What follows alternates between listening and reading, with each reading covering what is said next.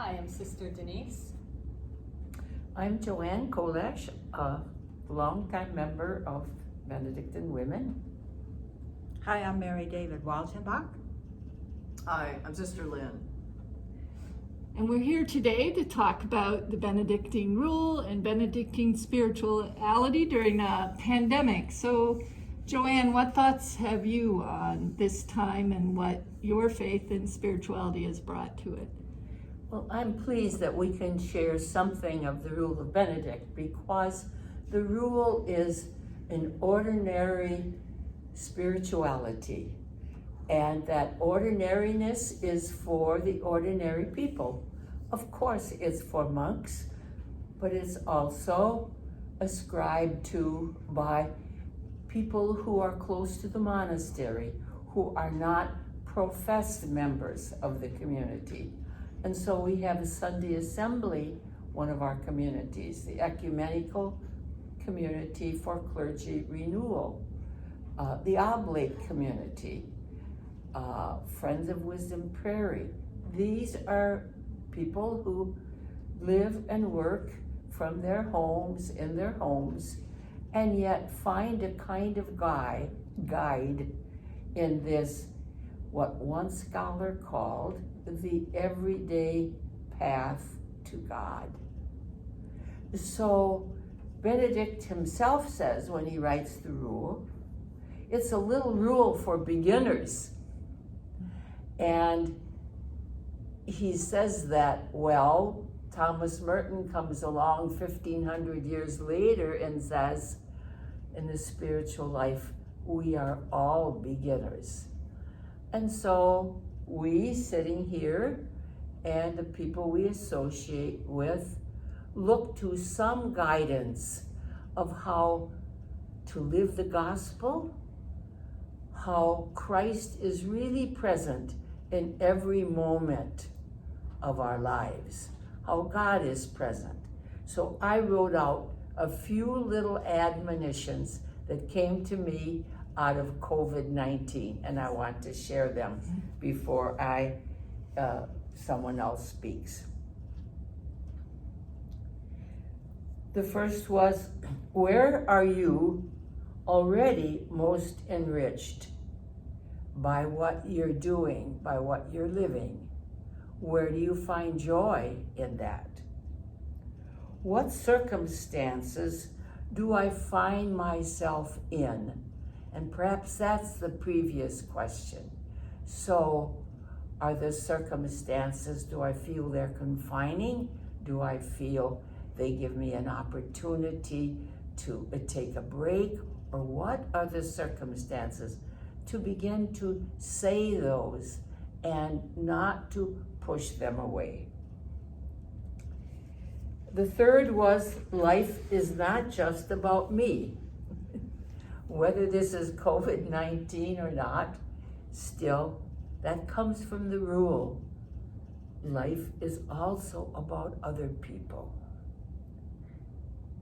How might we live together a little better, a little happier? How might we, as a community or a family, a group of people, whatever, how might we live together just a little better? And the third is, or the last, it's not the third. Everyday life is never utopia. So there's always going to be something in my life that is a little difficult. So those are a few of the suggestions I have for how can I make this ordinary spirituality operable, workable in my life. You picked up on the family, Joanne, so I want to talk a little bit about how a community, a monastic community, is like a family. So, first of all, we try to find a balance in our lives, parents with children, or parents and work. In the monastery, we have a similar kind of challenge, a balanced life between prayer, work, leisure, sometimes work comes zooming at us and we feel, oh, maybe I don't have to go to prayer today, or maybe I don't do my lectio. So all of those kinds of things we face, and we have to, at the end of the day, perhaps, tip them back and forth so we look at our lives and say, yeah, I could have gone to prayer. I should have gone to prayer. Maybe my work would have been better. But we all tried to find a balance. And of course, with COVID-19, that all got tipped upside down. And so we had to start all over and find what is our rhythm, our balance between whoever our family members are, or for us as community members. There's always the adjustments to members of a community. Some days people are up, sometimes it's not just quite up, it's just, I'm struggling a bit. So again, there is that rhythm or balance. Benedict had how we received the guests in his time, 1500 years ago. There's the porter of the monastery. The porter of the monastery had a little place at the end of the monastery where the guests would come, and they would come frequently because monasteries existed for caring for people who were traveling before motels or hotels or whatever.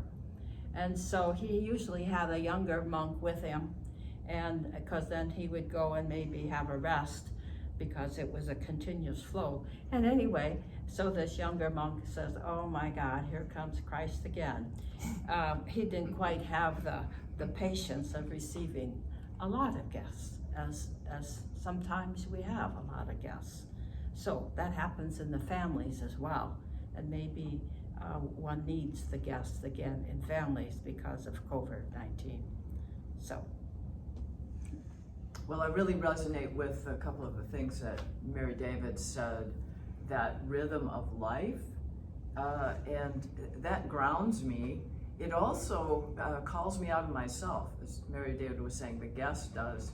Well, since we haven't had guests, it's more the community member is a guest. I myself am a guest. I have to welcome myself and with all my anxieties or whatever during this time.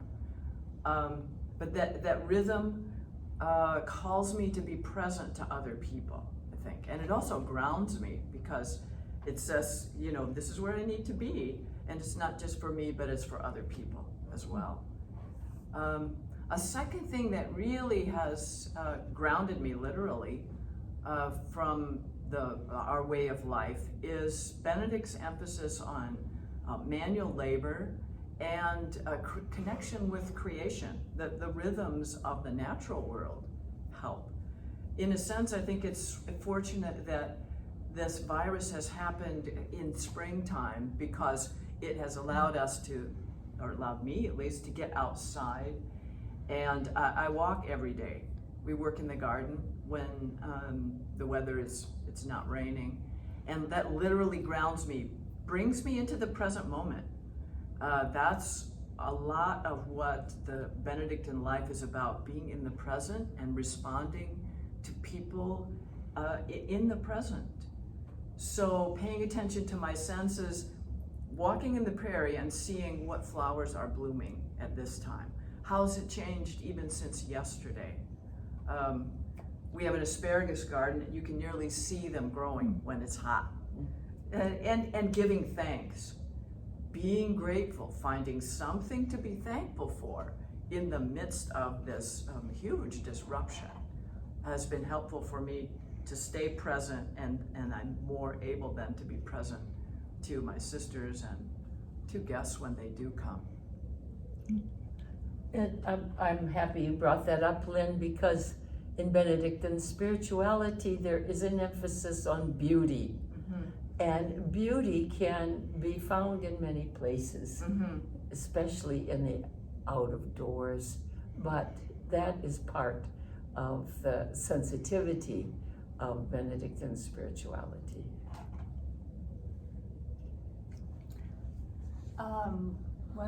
The things that really come to mind for me when I think about how Benedictine spirituality can speak to this time are hospitality, which I think everyone's touched on, and humility.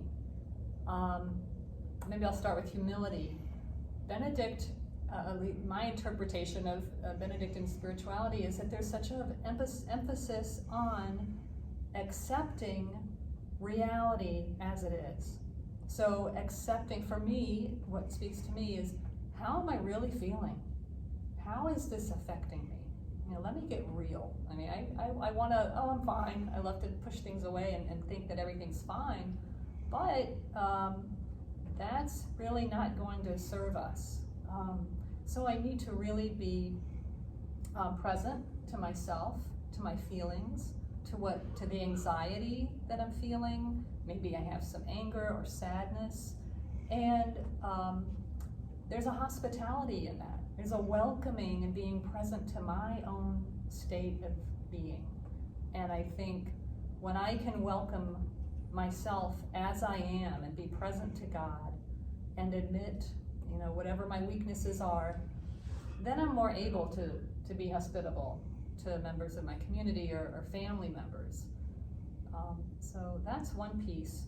And another is Benedict's emphasis, it goes along with this, Benedict's emphasis on being gentle with one another, being patient with oneself and one another, bearing, he talks about bearing other people's weaknesses of body or spirit patiently. So I think that's something that can really help everybody today. And restraint of speech can go with that. So let me maybe not say what I want to say, but just patiently understand that this is something we're all struggling with, and it's affecting us in different ways, and that's okay. So. Thank you.